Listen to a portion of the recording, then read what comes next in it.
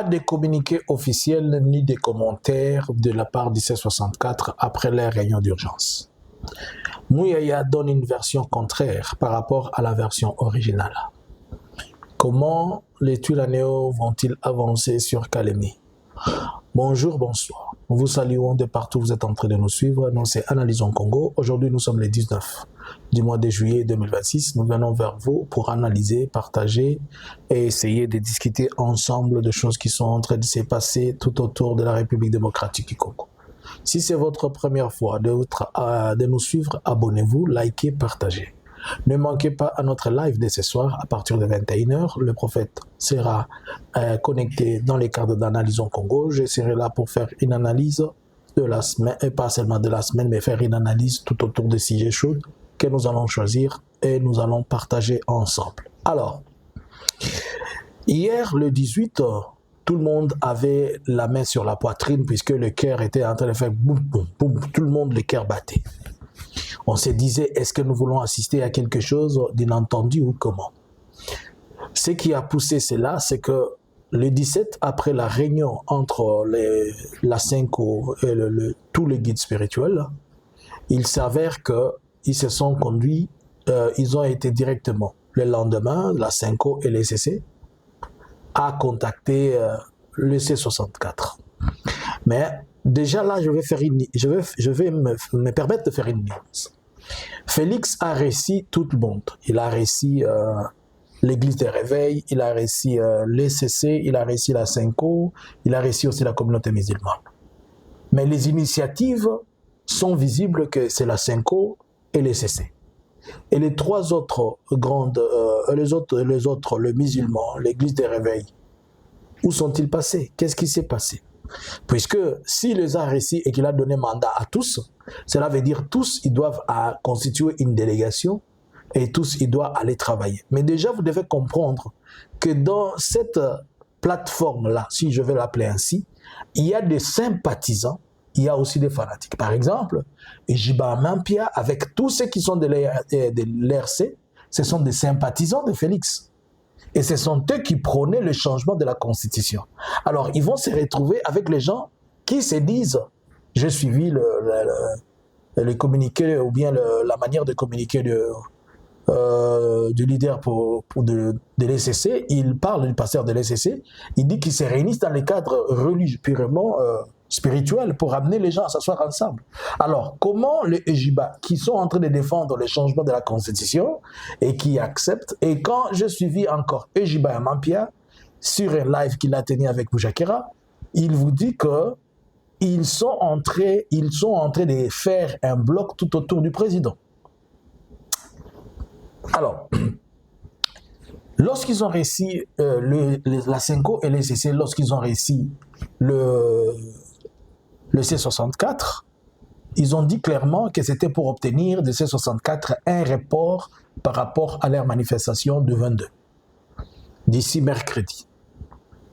Et le C64 a posé des questions pour savoir les conditions de dialogue. Moi, ça me pose un peu de soucis. Et je vais m'expliquer dans mon analyse. Le C64, lorsqu'il a commencé son combat, ou bien il s'est mis ensemble, c'était pour entraver ou stopper la folie de Félix par rapport à la question du changement de la Constitution. Mais le C64 se retrouve devant une assiette ou bien une recette ou bien une offre de dialogue. Et le C64 commence à parler dialogue, commence à commence à demander même les conditions de dialogue, alors qu'en réalité, il n'a pas été créé pour le dialogue, ils ont été créés pour stopper d'abord la folie de Félix, que Félix dise non. Par ailleurs, selon cette annonce que c'était Cholet et le pasteur, ils ont dit que le modalité et le C64 a voulu comprendre un peu en profondeur. Ils ont aussi posé la question du changement de la Constitution. C'est là où l'Église n'a pas donné de réponse.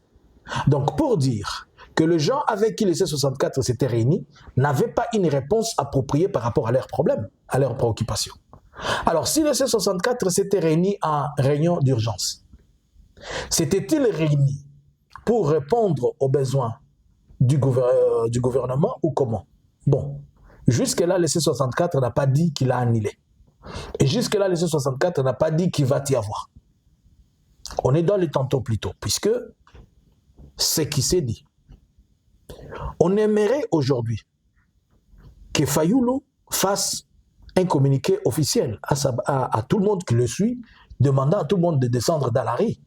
Moïse Katumbi devra parler pour demander aux gens de descendre dans la rue. Denis Sessanga devra parler pour demander aux gens de descendre dans la rue. Jean-Marc Kaboun devait parler pour demander aux gens de descendre dans la rue. Mapon devait demander aux gens de descendre dans la rue. Les leaders qui sont là, les Vouvou et les consorts. Mais jusque-là, personne ne parle. Est-ce que c'est pour dire qu'ils attendent le 22 pour nous dire que suite à ceci et cela, alors que le gouverneur de la ville de Kinshasa est déjà prêt pour, il les a dit, il va les accompagner. Qu'est-ce qui se cache? Pourquoi se cache-cache? On ne sait pas, nous observons encore. Par ailleurs, en écoutant Mouyaya, Mouyaya dit qu'ils sont en train de faire un bloc tout autour du président de la République avec les gens qui vont condamner le Rwanda. C'est-à-dire, ce n'est même pas un dialogue, c'est peut-être une discussion avec certaines personnes qui partagent les mêmes opinions. Or, dans le C64, beaucoup condamnent le Rwanda. Je n'ai pas entendu Moïse Katumbi condamner le Rwanda. Matata Mpogno, il est de Sauvons la RDC et nous connaissons ce que Sauvons la RDC a comme vision par rapport à ça. Et en tout cas, on sait qu'on a condamné, plus tout le monde a condamné le Rwanda, mais qu'est-ce que cela a produit? Rien.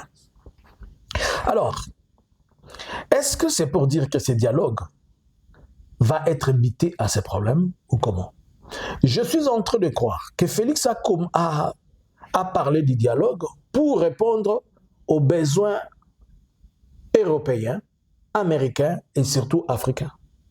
Puisque tous les pères africains lui ont exigé le dialogue.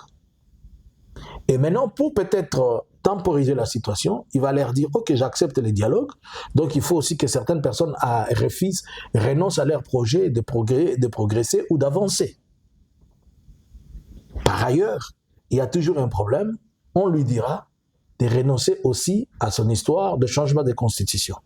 Alors, si Mouyaya dit qu'il faudrait que tout le monde soit tout autour, tout le monde, les Congolais, ils parlent de dialogue inclusif.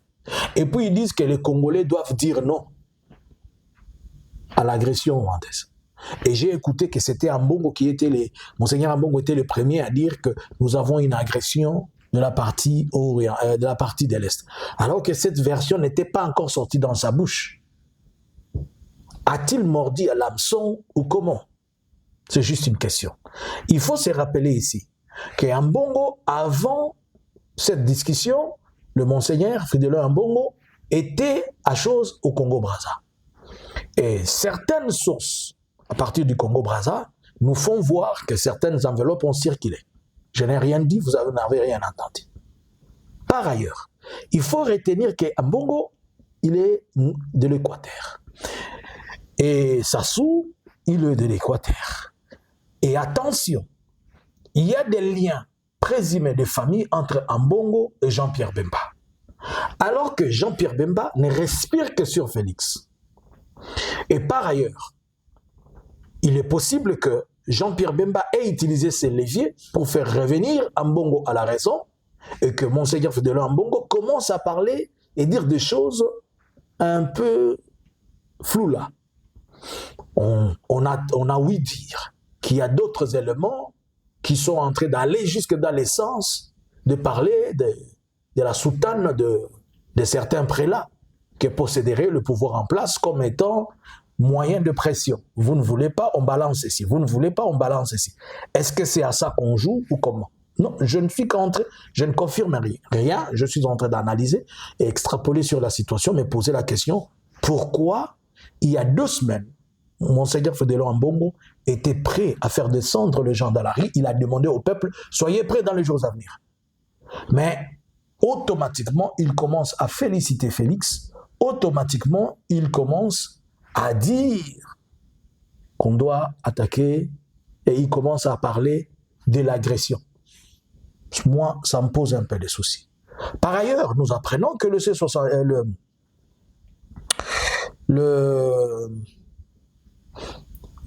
la CENCO pourra contacter dans les jours à venir Moïse Katumbi, l'ancien président de la République Joseph Kabila Kabange, ainsi que le coordonnateur de l'AFC. Est-ce que vont-ils aller dans le sens d'un vrai dialogue ou comment?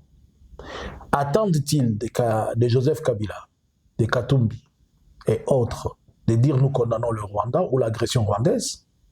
Cela sous-entend que Félix n'est pas en train de chercher un dialogue, il est en train de chercher un groupe d'opposants qui lui sera acquis à sa cause et qu'il fasse ce qu'il veut. Et moi, je suis en train de poser une question. Ils disent qu'ils sont en train de dialoguer pour chasser pour l'agression rwandaise.